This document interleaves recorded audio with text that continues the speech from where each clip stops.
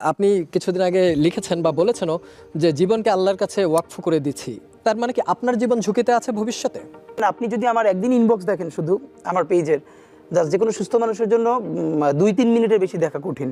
জিডিও করেছি শাহবাগ থানায়, অন্তত একদিনে 10টার বেশি নাম্বার থেকে সরাসরি হত্যার হুমকি দেওয়া হয়েছে, ভিন্ন ভিন্ন 10টা নাম্বার থেকে।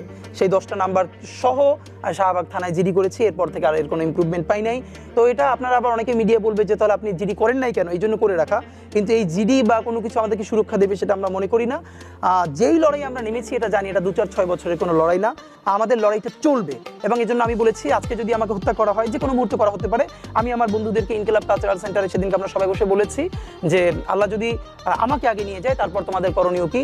আমি আমার পরিবার এবং আমার ভাই বন্ধুদেরকে ডেকে বলেছি যে আল্লাহ আমাকে নিয়ে গেলে করণীয় কি হবে। বরং আমি আমার পরিবারকে বলেছি যে আমার সন্তানের এখন বয়স 7 মাস, আল্লাহ আমাকে নিয়ে গেলে ওকে যেন ওভাবে প্রস্তুত করা হয় যে এই দখলদারিত্বের বিরুদ্ধে লড়তে হবে। আল্লাহ ওকে যদি বড় করে ওর সন্তানও দখলদারিত্বের বিরুদ্ধে লড়বে, এই স্পিরিট যেন ওকে দেওয়া হয়, এটা আমি আমার পরিবারকে বলে